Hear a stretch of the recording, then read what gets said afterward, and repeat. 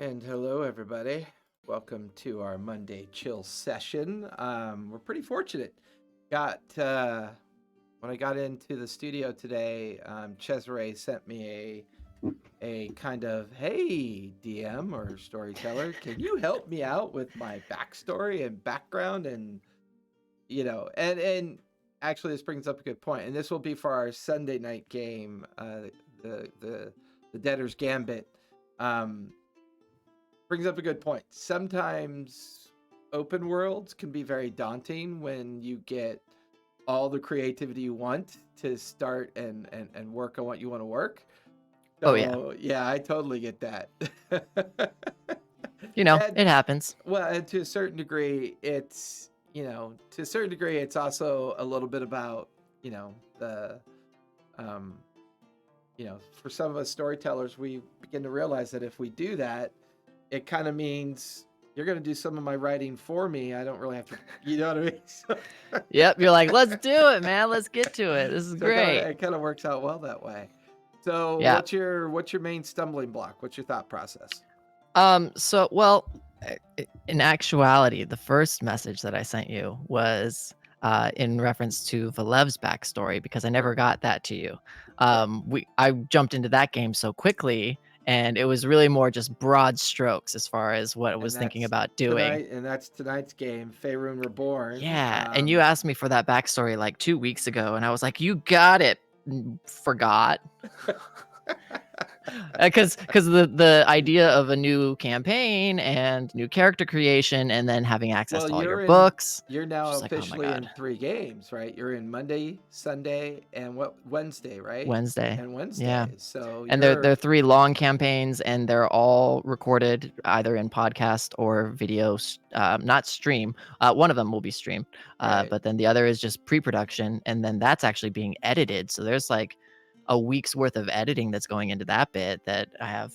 Fortunately, my editor Nick is manning that, and it's a lot. It's a lot. Yeah. So there's so Yeah. much story and so much creative, and then trying to come up with concepts for the new Sunday game.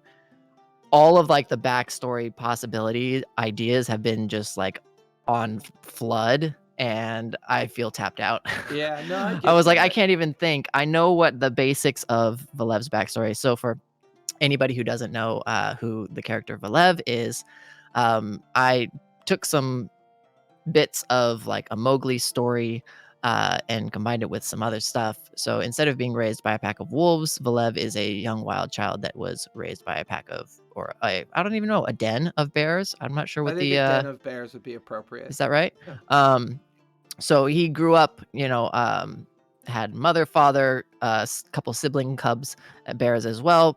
Around the age of 4 or 5, he was found by a druid clan, and they ended up bringing him in. He became a mentee of the shaman there, who saw and was helping him tap into his magical capabilities.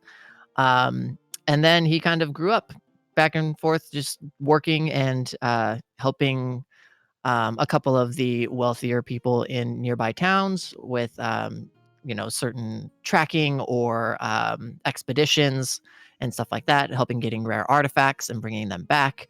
um, but I never actually got to flesh out any of the story of his human family or the story of his actual bear kin, and uh, not the class type, but or the racial trait feat, whatever it's called. I'm not sure on the book's terms. Not the Yeah, I wouldn't worry about that is too it much. Unearthed Yeah. Arcana?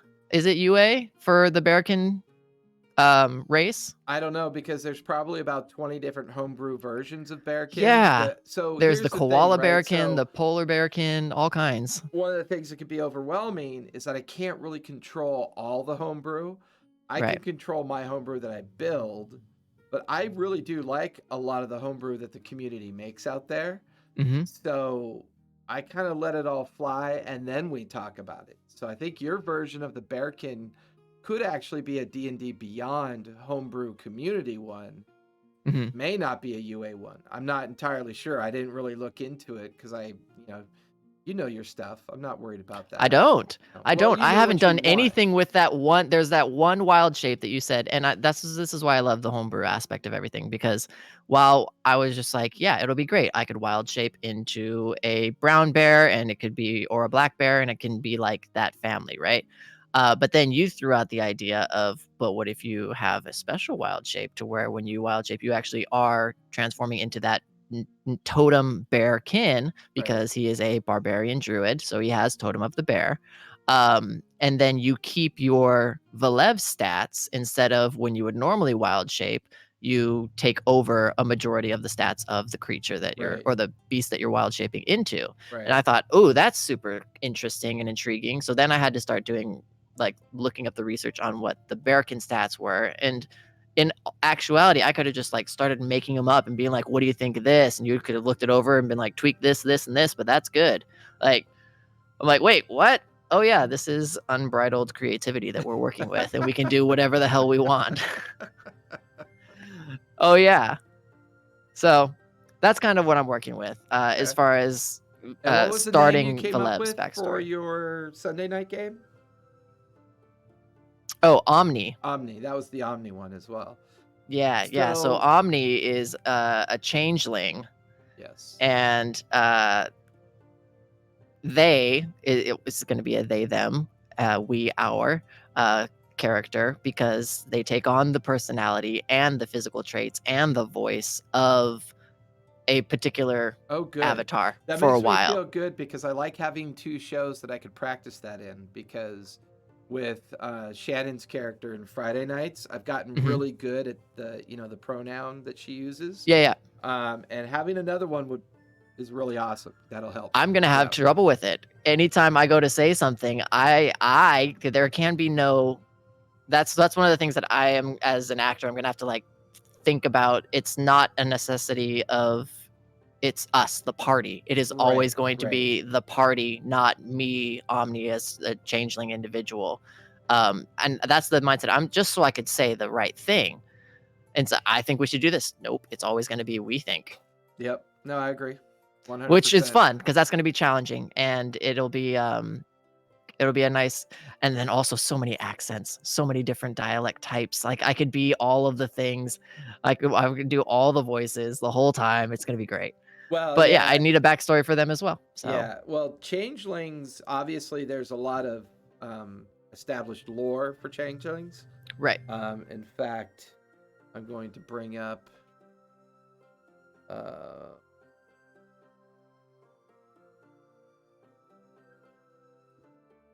really interesting. A website I use for my alerts is not working today. For your alerts on what? Yeah, owned 3D TV. For some reason, I can't get to them today. It's really strange. I was doing some sound alert tests and they were working fine. But I have not been able to get owned 3D.tv up and working today. It's been very strange. Huh.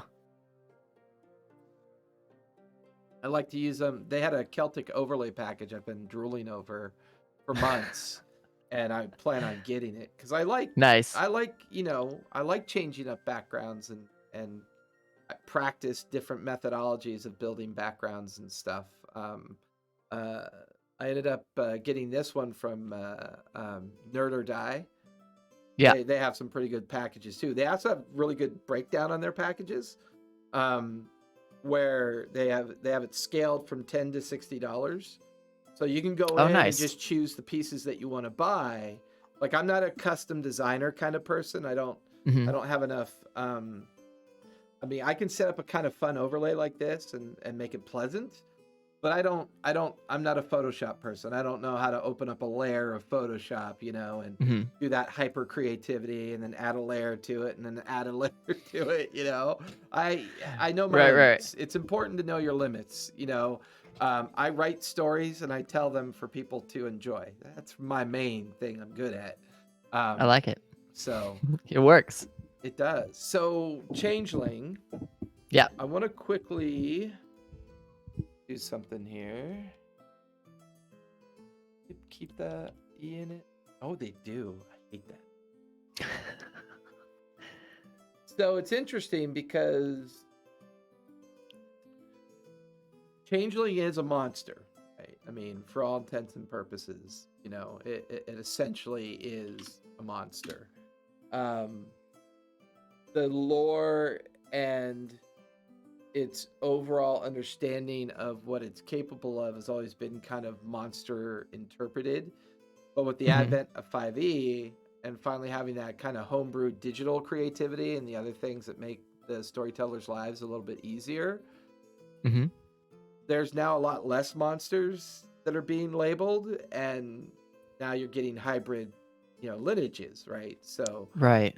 I guess the real question is for Omni, if we wanted to really customize this, did you want to be a hybrid form of a changeling? Did you want to be a half changeling? I mean, that would be pretty interesting, right? Because you could then pick, because obviously no one's really set in stone their races yet. I mean, that little brief intro that I did for Sunday night was mostly for fun. You guys are going to get really blown away when we do episode 1 Sunday night. Man, I was literally in the equipment section, I know. picking out what my AC was going to be, and then you were like, and you're on a raft, you have nothing but a dagger. I'm like, mother.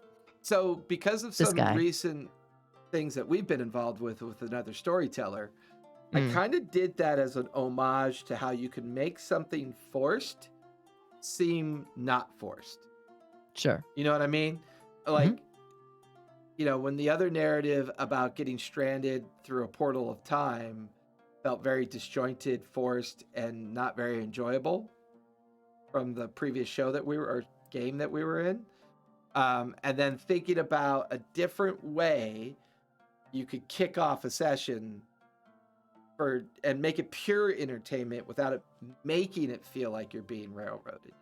I narrated it in such a simplistic way and finished it with this lesser kraken approaching this.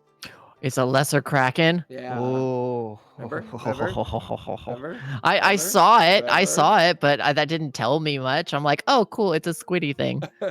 For all I know, that could be how big it is. But when we do episode 1 next Sunday, since you're chilling with me today, when we do episode 1 next Monday, we're going to be back on the Maximizer entering the hurricane. Oh, crap. Damn it. Oh. Yeah. So this is like, you just Tarantino'd it. No, what's that other guy who did Dunkirk? Where he just disjoints his stories. He pulls you forward and then pulls you backward, and I've always actually see Dunkirk. Yeah, you should see it. It's I know pretty creative. It's what you're talking about. Yeah, it's not linear plot. You're going back and forth between different sections. Yeah, isn't it? What's his name's husband? Madonna's husband, Guy Ritchie. I think it's Guy Ritchie who did Dunkirk. Oh, okay. Yeah, I think so. But anyways, back to the main point of the Changeling is that the lore for the longest time has been monster-based. With so many monster-based lores now kind of shifting in the direction of player base, if you wanted to make the physicality of it much more simplistic, but still enjoy the immersion of the capability of the Changeling lineage, the possibility of a half Changeling, right? Whether it's human-centric, orc-centric, goblin-centric, whatever other, lineage you want to go with might be one possibility you might want to think about, because obviously I'm not going to really expect much from any of you until Friday. I mean, I want to give you guys the full week, to be as creative as you want and really explore your avenues that you want to explore. But there is a known lore in the world in regards to changelings, and for the most part, it's hyper suspicious. In fact, if you read off their languages, Common, Dwarvish, Elvish, Halfling, and Thieves' Cant, right? So their monster lore already has Thieves' Cant, right? So, depending on the direction you decide to take, the overall development of the lineage, who knows, right? I don't know if you go pure. I hate using the term pureblood, but it comes to mind because of Ivar's Yuan-Ti in my other game. And Right. we had to specify pure blood because the difference between the physical appearance of the two, Sure. it makes a difference. But for the most part, you have a lot more leeway here. If you go a full lineage changeling versus a half lineage changeling, for the most part, you can still retain the base effect of what changelings can do, but Mhm. you may find it easier to avoid the lore of suspicion by going the halfway versus the full way, right? Because I treat them as magical creatures, right? Okay. So detect magic could be a challenge, right? You could walk into a room, into an arcane library, and they may have a But detect magic glyph up, and then suddenly you... but that wouldn't necessarily be like a magic spell that is happening. Like the change happens, but then the physiology is there. So if in theory, in my mind, if I were to change in a space where that happens, that's Yeah, I kind like of that when better. it Yep, I when it like that. would, Yeah, I like that better. Yeah, yeah. yeah, I'll go with that. Because I'll then alter it for that. because I at like that that point better. they're once they shift, like that's the form they're in. They don't continue like concentrating on it or anything like that. Right. They just are that form until they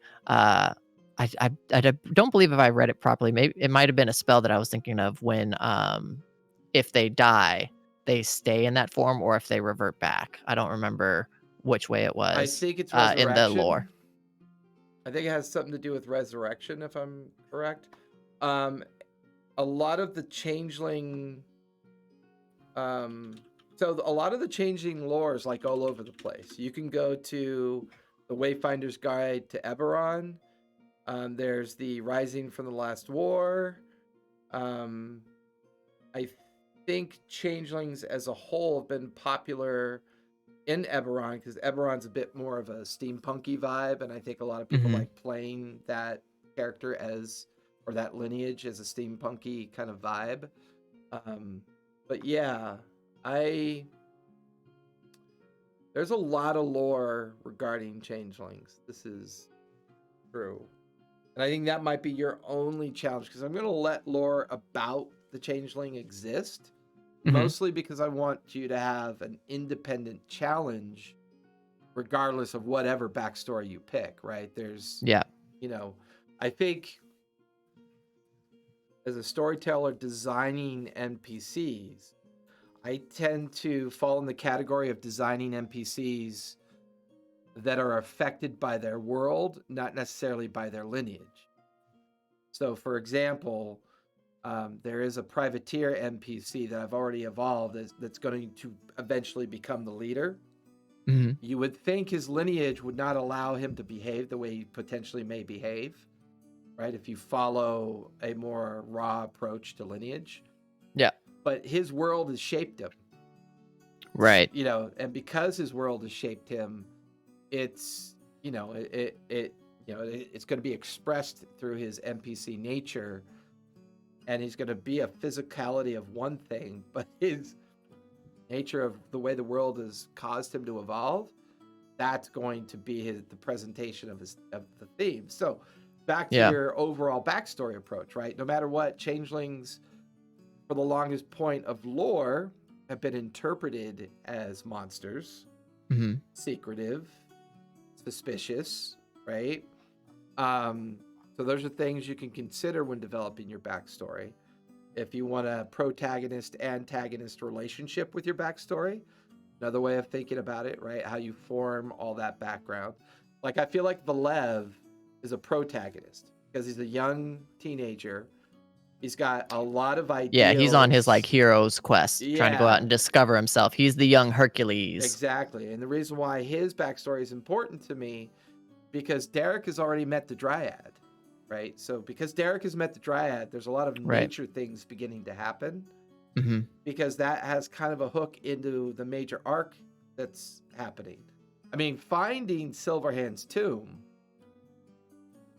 it's going to be interesting to see if you guys can unravel this riddle, but it's probably not. I'm for sure Velev won't. Absolutely, 100%. You have an ace in the sleeve, with Arena. She's a pretty, one of the challenges of my partner playing in multiple games is She that knows the different timelines from. she's privy. So if anybody was wondering, out there, I'm running 6 games basically. I'm running one particular series of games. One of them's not on Twitch. It's a private game that we've been running for about 2 years. And then that one's between 2 different groups on Wednesdays, and then a third group on Sunday. And then my Monday one is the post-apocalyptic Faerun, as if the other 3 groups have failed. Faerun is ruined, right? It's the far future of the apocalypse.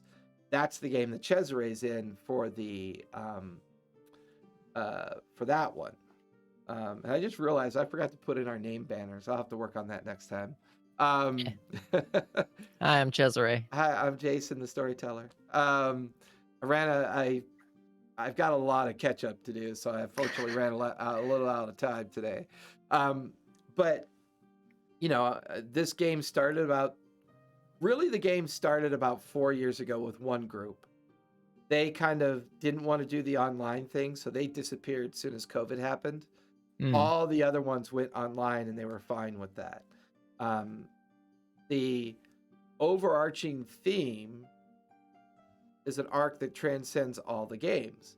So with my partner playing in 3 of the 4 games, you know, it's technically, well, yeah, 3 of the 4 games. Technically, it's 3 of the 5 because it's 2 alt groups on Wednesday, 1 in-studio group on Sunday, 1 not Twitch game on Sunday, and then the other group never finished. They got to level 15 and just never concluded their campaign. So, What if her one character could just like time hop?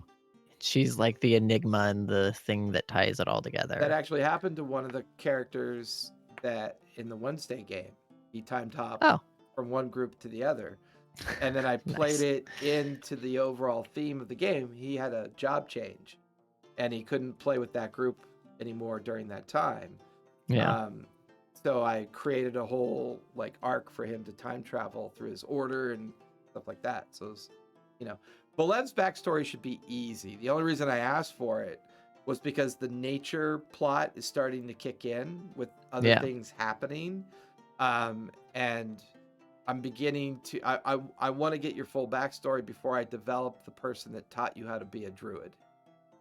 Gotcha. That's the main reason. He's going to be a major shaman. he's going to, that shaman is going to become somewhat of a major NPC here eventually.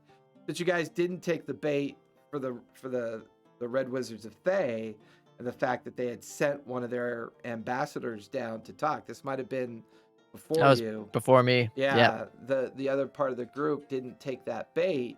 They didn't travel to the apocalyptic ruins of Thay, and they stayed local. And because they stayed local, you know, a different arc took off.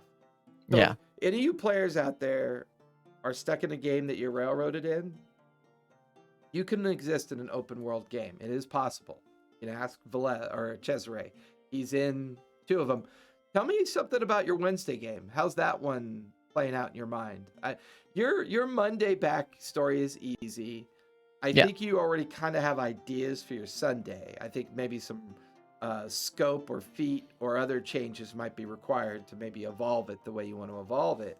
But talk to me about your Wednesday character. What are you doing? What's your storyteller like with that? I mean, is it another open an open world, or is it a module? It is completely homebrew. Okay. It's in a world called the 3 Kingdoms.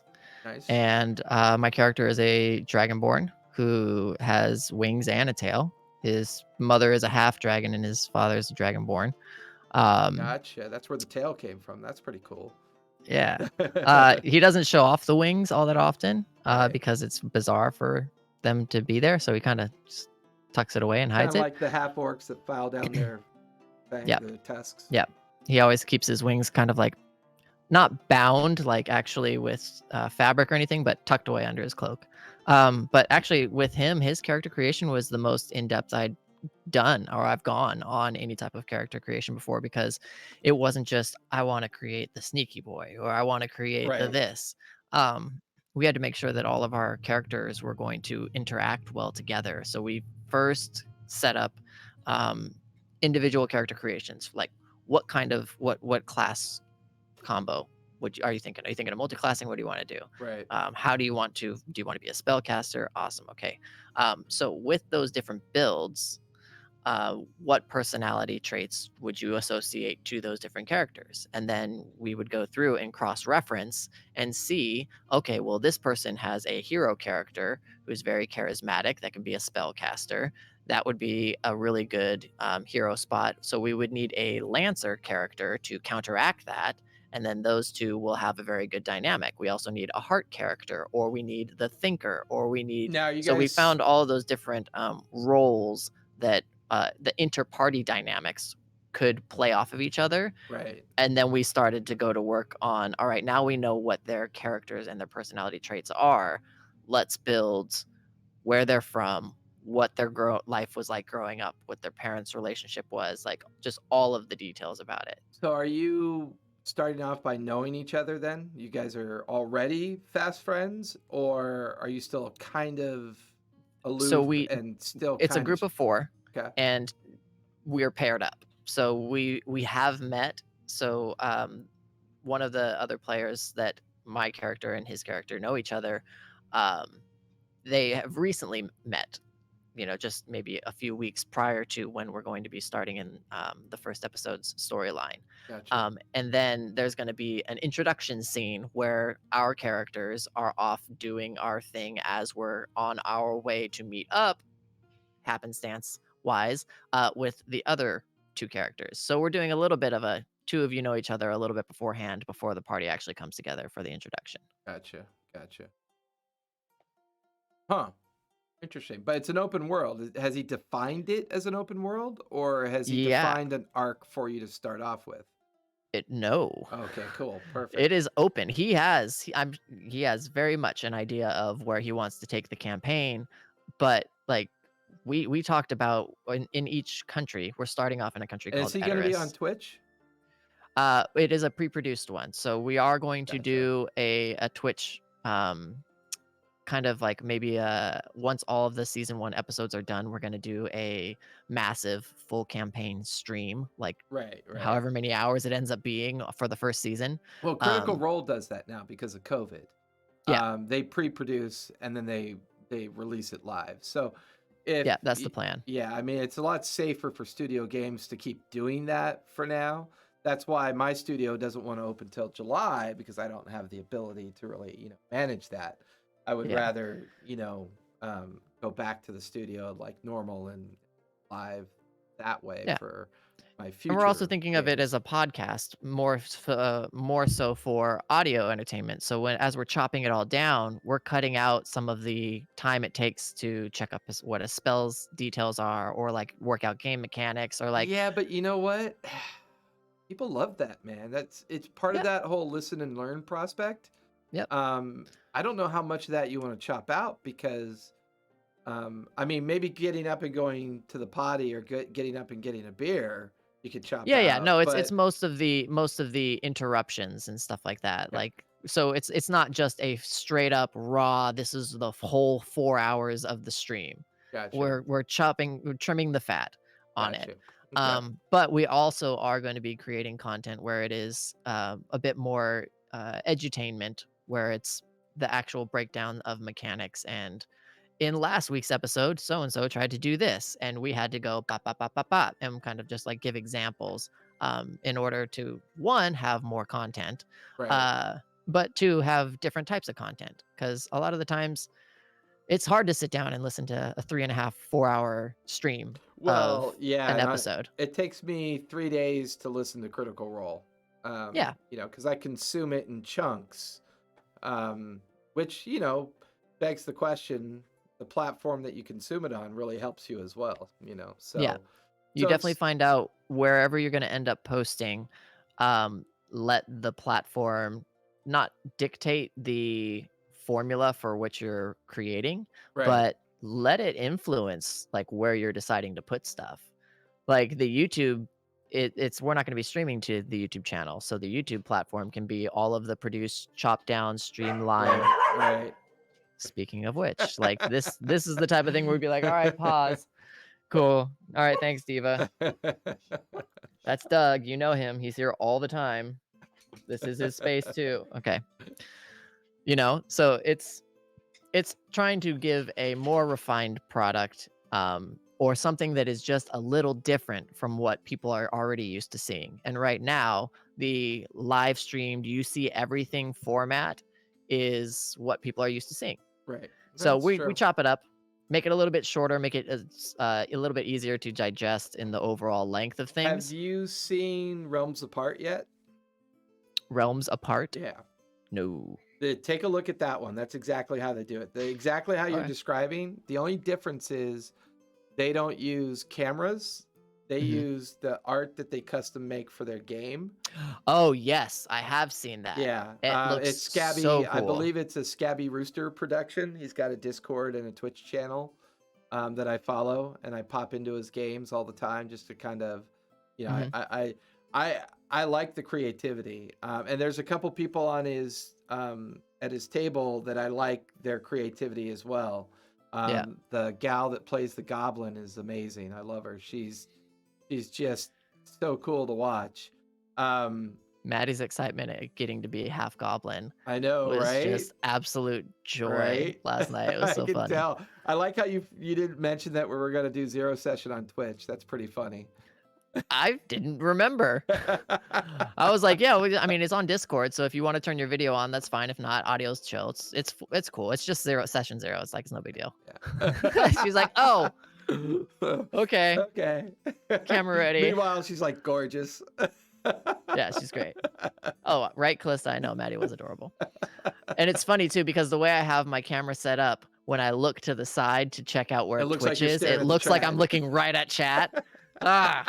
It's those little things. I'm just like, "Mwah." Production. The production quality is astounding. Well, and I know we kind of rambled off course here, but I think Sure. we could summarize briefly. Right? Going back to Changeling. Yeah. My point. No. Well, actually, here's the main thing. Which of Mhm. your three characters do you find more challenging from a background perspective? I think Valev is pretty obvious what you want to do there. Yeah, it's really just Tribal, thinking about the details shamanistic and and names nature and and yeah. Once you have that, kind of brief synopsis of your backstory for me, then I can start writing that arc and getting it going. I think you'll have fun with it. I really thought Valev was gonna be tanky, and I was like, all right, I'm gonna build a barb druid that can wild shape and like It's just go in and take a bunch of damage. And now you just give me a staff that can do so much magic stuff, and I'm like, okay, I'm a druid. well, and that's what's so fun about playing in open worlds. Yeah. Every single choice that you make has consequence, right? And Yeah. when you develop your backstory, you're not really entirely sure how to develop it if you're going to be in an open world environment where the reason I do open world is because I want it to impact you and I want it to Mhm. cause you to evolve. Man, those first 3 sessions were like mad, just like hardcore trying to evolve, and Valev figuring out what the heck am I supposed to do that is going to help? Because so far there's somebody on the team that is better at everything that I've tried to like do. Well, I don't I'll know go if out front and I'll go scout. Bro, I I got these goggles that can see like a mile in the distance. right. Like we're good. I'm like, okay, I'm gonna go talk to the animals. Bro, we got a ranger who's literally calming the T-Rexes down and having them go for a walk right now. Like, we're good. I'm like, mother. And it was great because I got to play that out in Valev and his frustration with, especially being like an angsty teenager, like trying to figure out your way through the world and going on these adventure parties with adults who probably don't take you seriously. Like, it was good. But he fell into a rhythm once I started messing with a lot of the random magic stuff. Well, and you actually bring up another good point, which is being a new player with an established group, right? That's always a challenge. And we'll have a separate chill session about that because I think it's important for people to understand there are some unique challenges to that, and I've heard of entire groups melting away because of adding a new person, without the Yeah, consent of no, the the vibe group, has to be without, right. yeah, It's got to fit. yeah, I mean, in our previous campaign, like you went through 3 different chairs before I was ended up in the group. And yeah, then once I was there, we had I don't even remember how many sessions, like yeah, 30, yeah, 20 to 30 sessions in that maybe, campaign yeah, for it. yeah. So, it was like, So let's yeah. talk about Omni, right? You're going Okay. with Omni. Um, So I'm just literally reading Shape Changer under right, races. right, As an action, you can change your appearance and your voice. You determine the specifics of the changes, including your coloration, hair length, and sex. You can also adjust your height and weight, but not so much that your size changes. So you can't go from medium to large. You can make yourself, or I guess from medium to small. So you can't like lose 3 feet of your height. You can make yourself appear as a member of another race, though. None of your game stats change. You can't duplicate the appearance of you cannot duplicate the appearance of a creature you've never seen, and you must adopt a form that has the same basic arrangement of limbs that you have. Your clothing and equipment aren't changed by this trait. You stay in this new form until you use an action to revert to your true form or until you die. So that answers the question of until you die. If you die, you revert back to what you look like as a right, right, changeling. yeah, So I had just pulled that up and saw that, and it spoke some clarifications to what I was having issues with or like trying to figure out before. Um, because again, going with the homebrew idea of your equipment changing with you, I right. mean, that's a fun, interesting thing to add. But if not, it does make sense that if you get a little bit bigger and your clothes aren't gonna fit you, you have to go and get different equipment, which You get, provides its whole other, yep, issues. So yep, I that being known, if that's the world that they exist in, they wouldn't change their physical size all that much. That way they can maintain wearing the same clothes that they would wear, correct. and all the same armor. They don't So have to yeah, go out and have an armory. being a 6 foot halfling could be suspicious. Very suspicious. Very I mean, at that point, like,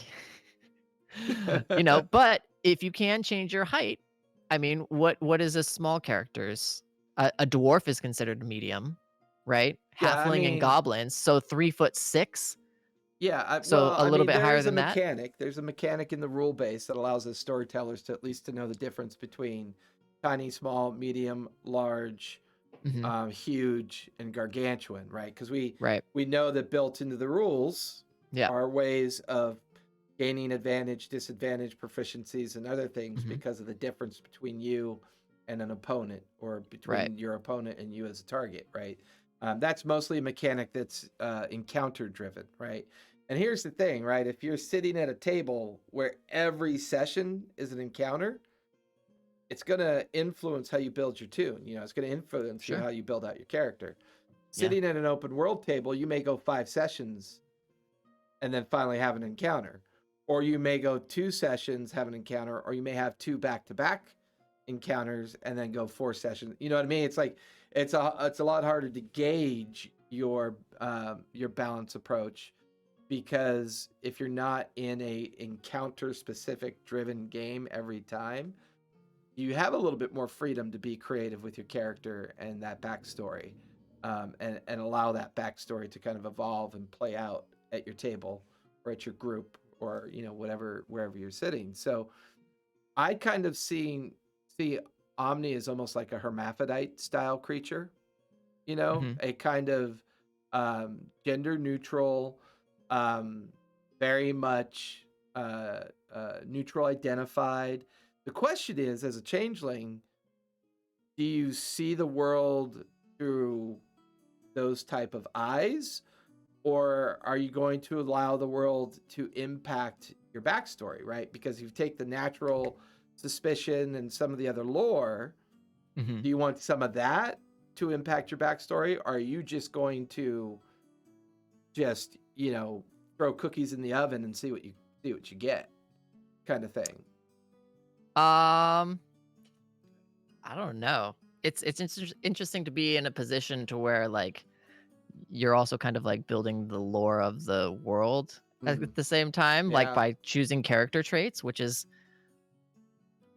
that's an interesting. No spoilers that I'm already That's a little jealous. tempting. Like the DM temptress comes through, and sprinkles a little bit of that sauce, and you're like, okay, oh, this is kind of fun. World building. I'm affecting the world with this one person.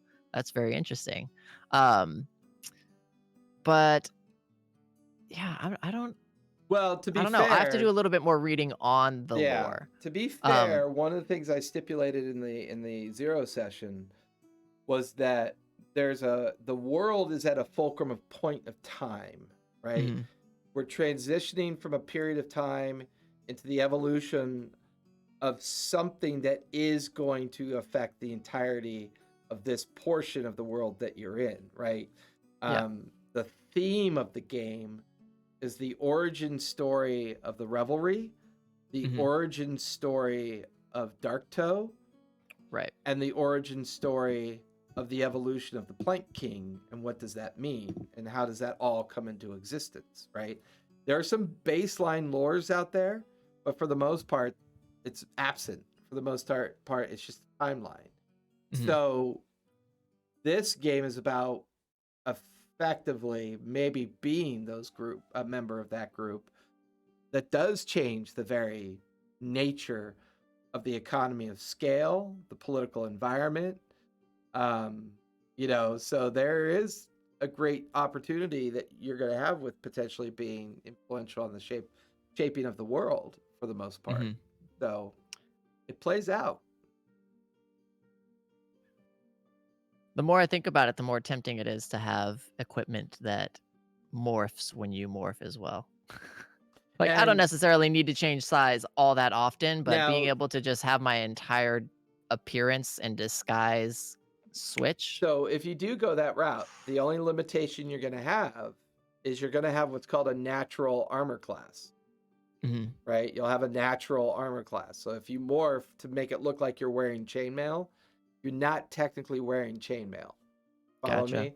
However, 3 attunement slots or the ability to wear rings Yeah. will very much influence that evolution of that style if you go that direction.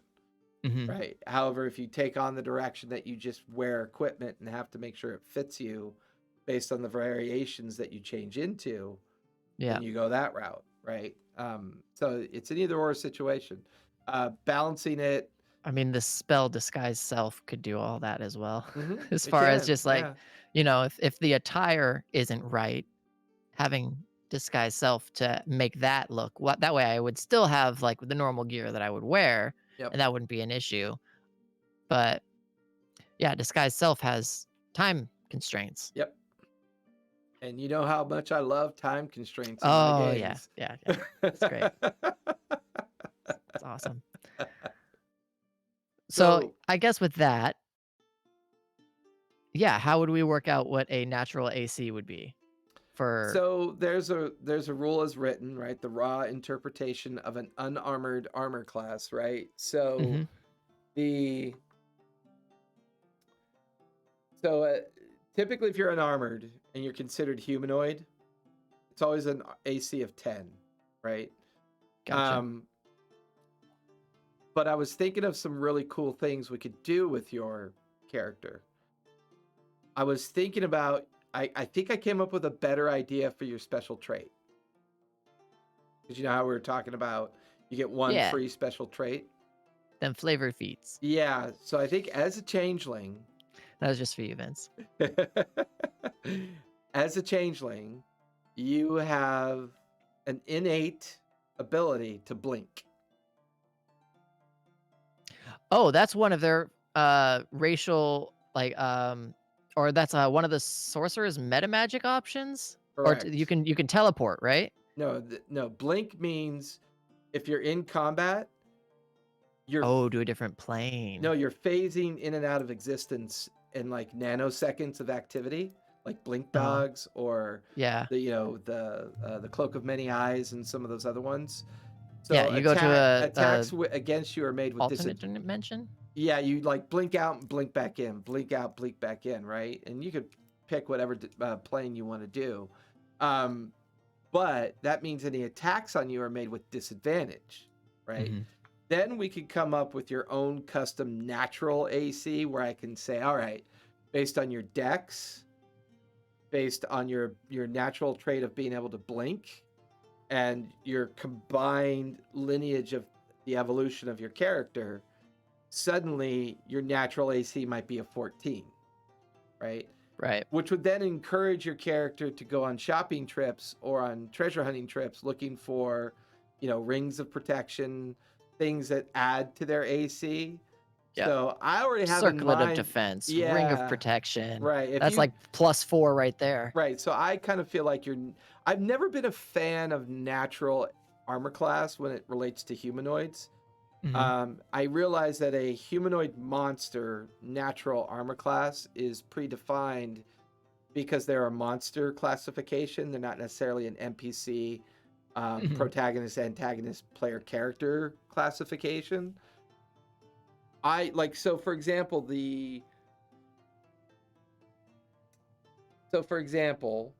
Changeling monster stat puts you at +2 dex, right? Just the base monster stat. So if the natural AC is a 10, it's automatically now a 12 because of that. The blink ability will bump it up to a 14, right? So your natural AC is 14 before you put on any armor whatsoever. But in order for you to gain the benefit of the blink ability, you can never wear armor, right? There's a trade-off, right? You can't stack the OP and tell yourself you're going to have a fun time. Which is really interesting because as a paladin, right now I'm paladin 4, sorcerer 1. So Right. I'm heavy on the paladin. I made a dex, well, my strength is 15, my dex is 16. My rolls didn't go exactly the way I was hoping, but it's totally fine.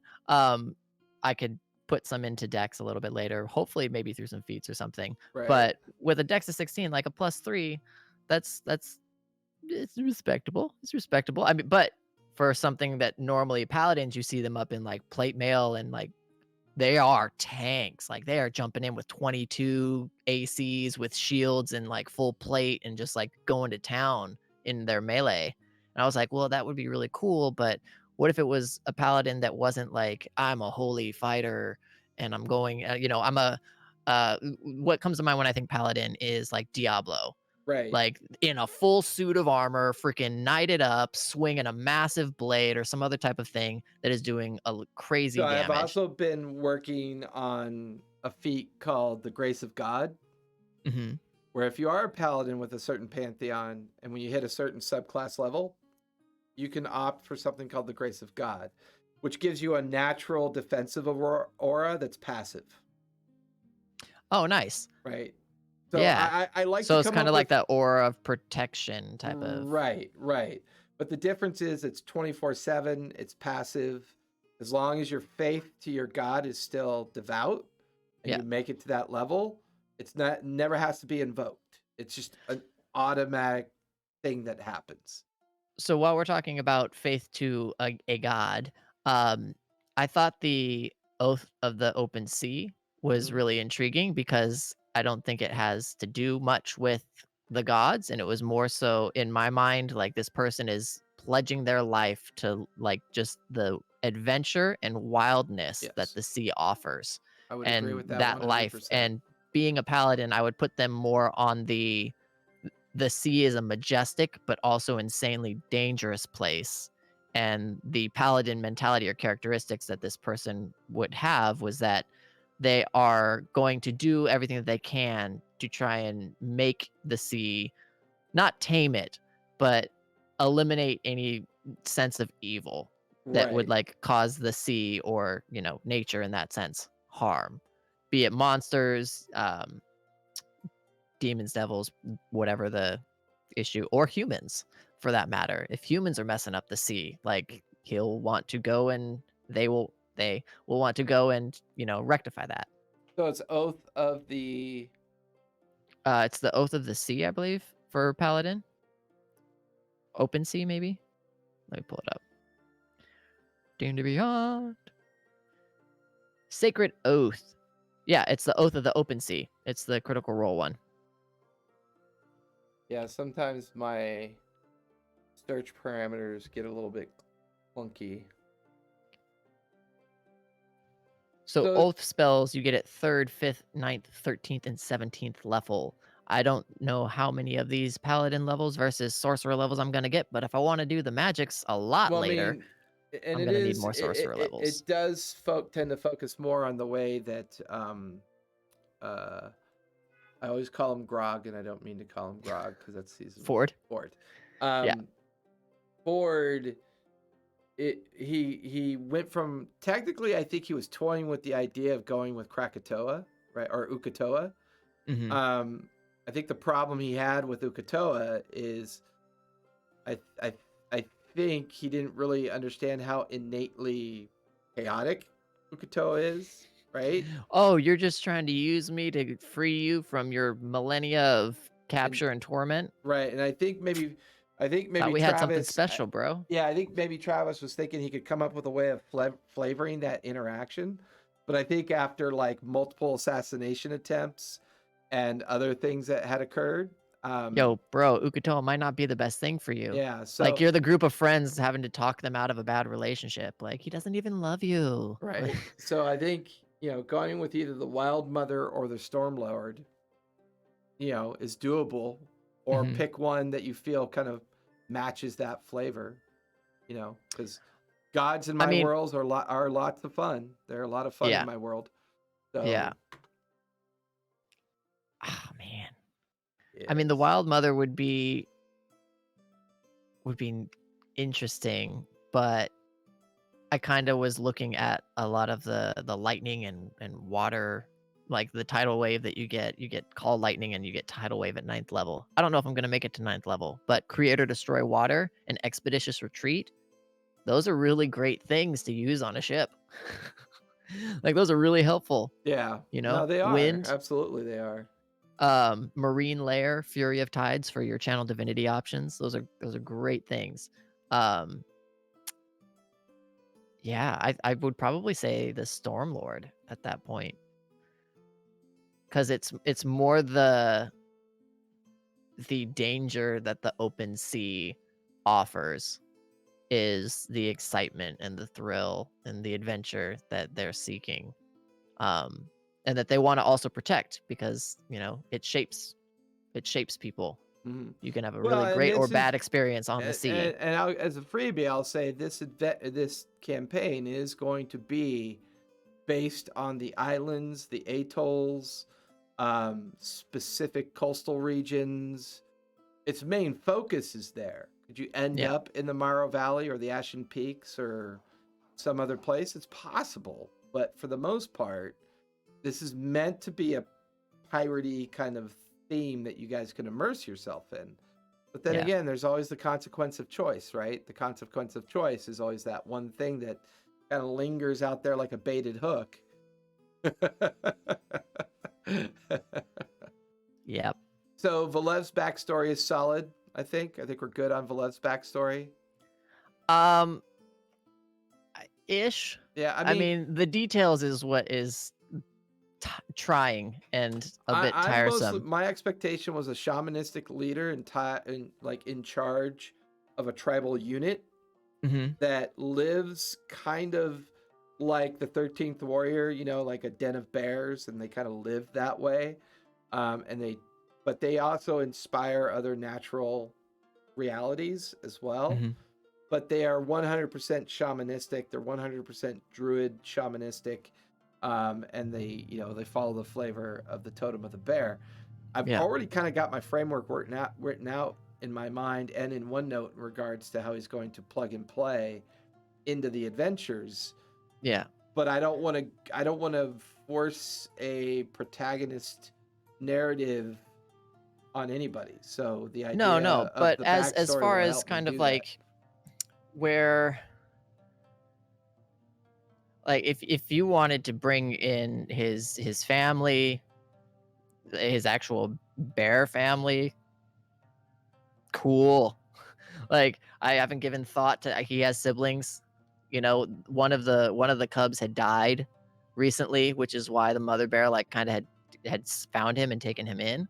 So there were 3 originally, and he, you know, filled that 3rd role as far as, any other type of, like, details, but other than that, never thought of names, never thought of, like, what is going on with their lives or anything like that. Jumping into the campaign, it was always just like, okay, so this is the situation now. How do you figure out where you're going forward? Because he didn't know anything about this group prior. He's literally trying to figure out all of this as I'm trying to figure out all of this. He has some idea of kind of what the world is like, but a lot of it's wrong because he doesn't understand society, right? Right. So he understands nature, what the world is Well, like. I think even more interesting, society doesn't really exist anymore. I mean, most of Right. the travels have been seeing the apocalyptic remnants of an Yeah. old world that doesn't exist anymore. And the only society that he's seen now is this weird kind of Midlands Empire that's Hmm. managed, or Midlands Kingdom that's managed to cling on to some semblance of society. They Yeah. seem to have limitless wealth, and they seem to be focused on the recovery of relics strewn all about the apocalyptic background Yeah. of the Cities, world. towns, money, social standing, like lords, dukes, like anything along that line, he just does not get. Right. No, Like the makes fact sense. that you have to take something and like scoop food to eat. Why don't you just like, Use your like hands, you know. Use what the heck? use the, just take the squash and eat it right out of the skin. What's your Yeah, they problem? they try and make it so much more difficult. Like it's those types of things that Velev is just all of those. It goes right over his head. But yeah. So for backstory, it's very still much just kind of chunks and wherever you want to take it because th- th- especially for a 16-year-old like ish in that mid-range teenager, he doesn't really have life goals. He doesn't he doesn't have some like question that's been burning in the back of his mind for so long, except for like actual human parents. I don't know, Right. maybe, Right. but he's not like on a quest to find them. Like he was happy with his bear upbringing and he was brought into this Druid clan. He's like learning all this magic stuff from his. I'm like that's pretty cool. Life's good. He doesn't have this real need to be out adventuring, except he is trying to learn more about the world and going out and doing these things. It's stuff that he's good at. Mhm. Like, Vert allows his tribe to kind of like stay um not receded, reclusive, Mhm. and a bit more, not their location like kept a secret, but it's agreed that they're not going to infringe on their space and their territory. So it's like he understands the ideas of like making a deal, but aside from that, the thing that just drew him in and completely made him stick was the dragons. Like, he had heard Right, right. stories and he's learned a lot of draconic through the shaman as far as the way that he casts spells and this and that, because a lot of draconic language is tied into spell casting and making and just the innate magic that dragons have. So that's the number one main thing. That and this group has so many pets. Sure, He there are a lot loves of hanging out with pets. ghosts. So That's it's funny. Well, it's just do the best you can. Hopefully, I've given you some insights on what you want to do. I think yeah. Belev is easy. You just got to plug in the details and let me know the just kind of like the theme. Mhm. And then for Omni, I think you've got just two simple choices to make for the most part. Going one path that's more traditional and going another path that's less traditional, and then just figure out if that's going to match your play style or the intent of the play style of the game. So Yeah. Well, cool. I mean, I'm thinking of Omni from not only like the tactical standpoint of what is going to end up working better, having them just continually in their equipment and change their physical form, or is that natural AC something that's going to work out, even though currently, they are a wait, go back to the sheet. Um, level 4 paladin, they are going to be in melee a lot. They don't have very strong magic as of yet. Um, will that natural AC, uh, Are we going to be able to find stuff that's going to bump that up to something that is going to be actually that can utilized in melee, or are they going to have to be a bit more sorcerer on the back lines for a little bit before, um, gaining, say, a ring of protection or a circlet of defense or something like that, where their AC gets up higher, and then they'll be able to later go on and do more of the paladin stuff where they're in close melee. Or are Right. they a ranged paladin? Like, is that a thing? It is a dex build. Like, I Hmm. kind of made it so that they're using, they're using a rapier, and a finesse weapon, so it's doing more damage on the dex side. Um, but yeah, what does a dex-based paladin look like? Do you divine smite arrows, or are those melee attacks that you can divine smite? Right. Right. So I'm not sure. I don't know which way to go. Because if I can get a natural AC eventually, that would end up being the same type of thing that I'd be able to get, in full plate as the tank paladins normally are. That would end up having so much more fun as far as the amount of flavor with what we can do in RP, as well as just like tacticality, Right. in any type of like heist or like uh, sneak situation. Um, so yeah, I'll think about it and try and figure out. I think the only thing you want to be a little cautious of with Mhm, paladins is that they tend to be an upfront damage dealing kind of build, right? mhm, That's why they have limited spell slots. So maybe the right. warlock helps that out. I'm not sure yet. I also, Sorcerer. yeah, sorcerer. I also Yeah, like no warlock. the Not this sorcerer. time. I know, right? The sorcerer, is it requires a bit of mathematics to understand the buying and selling, Yeah. of your slots, right? I think what's going to be interesting is that I like the idea of maybe building custom spells for you. Yeah.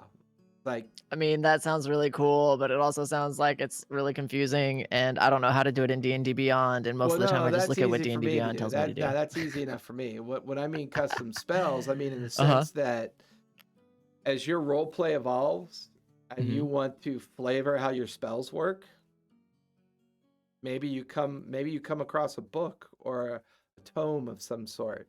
It's a magic you've never experienced before and you try to learn it and then you practice it and practice it. You try to learn it and you practice it. The next thing you know, you've learned a unique spell that no one knows even existed. So I do that a lot with my spellcasters in my games.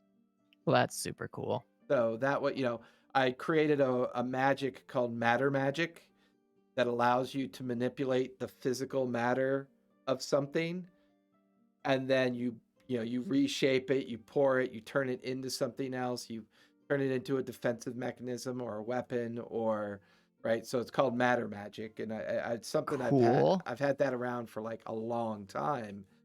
But now that I have so many casters, my previous French Valley group from like, or no, Murrieta group from eons ago, he had found the Matter Magic tome and was becoming a Matter Magic dual classed rogue and wizard, right? Um, Dang.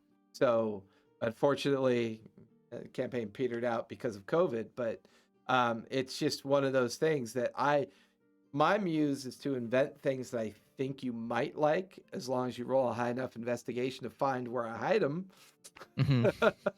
Because if you guys had actually Uh, known half the shit that you've kind of walked by, your little brains would pop. And my investigation is +0. My intelligence is 10. yeah, I So hear you.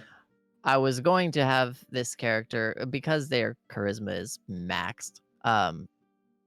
I couldn't decide if I wanted to have that make them actually be like the front face, talkative, vivacious, like always trying to be everybody's friend, but also Right. can be like intimidating, or if I wanted to play Omni as like a very monotone, like just Well, bland yeah, character. But it's once they funny. transform, then they Yeah. take over that new character. But I also thought of the idea of them never showing their actual self. you always only Right. see them Well, in their and what's transformed state. and what's funny that you mentioned that. Ivar in my Age of Arcanum game Friday nights, he's playing a Yanti Pureblood, but he's Oh, this was flavoring. his first. This Friday was his first game, Yes, right? correct. Yeah. He's playing it with a flavor of Mantis from the Guardians of the Galaxy, where she just has no concept of emotion Cool. or expression, right? Yeah. So in one of the scenes, he's like, I think it was Shannon said something about smiling or do you feel happy? And he goes, oh, happy. He just. Yeah, exactly. Am I doing it right? Yeah, exactly. Yeah, exactly. So he had a lot of fun with that, and I think it's going to be fun to watch that character evolve too. So, all right, Yeah. well, the Sunday night game, I need your backstory or at least your framework because it can evolve as we play. I'm okay with that, but Okay. I need the overall synopsis at least by the end of day Friday, so that I have it and I can start toying with it. The Velev one, you don't need to get to me until we're already in session, in game. It's not in major. So You're like, I've already got the idea built. I just my wanna make mom's name was. Yeah, I don't know how to spell that. my mom's Sorry. name was Winnie and my dad's name was Pooh. It's like I've already got the frame built for the arc or the hook to come in to see how you guys interact with it. But for the most part, I just want to make sure I'm not violating policy of what you have in your head or your overall mind. No. So. There's nothing up there except what we've talked about. All right, everybody. Thank you for hanging out with us at this chill session. Monday nights, you can watch Cesare. His camera will be active. Are you doing animes or are you going to do your regular camera? My camera's going to be active today? Is it? Yeah, everybody, because I know Callista's will be. So. I was enjoying just having audio. I was gonna take my setup to the house and just do audio there. Yeah, and... totally have to stick with the Velev avatar, but yeah, you will. Yeah, hear, I like that photo. Yeah, you will hear the wonderful voice of Velev tonight in tonight's 7 to 10 West Coast game, and then plug your Wednesday game for me. Wednesdays, well, you can't see it yet, but we're starting our first recording of our very first episode. We've been in pre-production and all of that stuff. We've been doing test episodes and getting all the tech right. What podcast are you guys going to be on eventually? We'll be wherever podcasts are found. Cool. But it is called the General Adventuring Company, or TGAC. The social handles are at TGAC Pod, POD. But yeah, we have a whole content rollout that we got coming up for the next couple of weeks that we're creating that is going to be dropping. Nice. And then Sunday fun days. Sunday. Yeah. 6 o'clock to 9 o'clock West Coast time. We may try to start at 5:30 in the future. I don't know. I kind of feel like giving Maddie that extra half hour might have some value to it.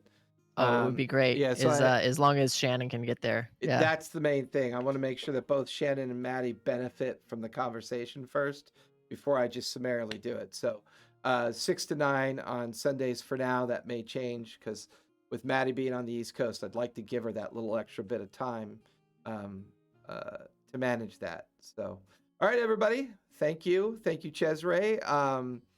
As always, go down to the Abouts, check out our socials, come over to our Discord, check out our schedule on Twitch. Everything's posted there for you. I'm not going to spend 20 minutes telling you all the information.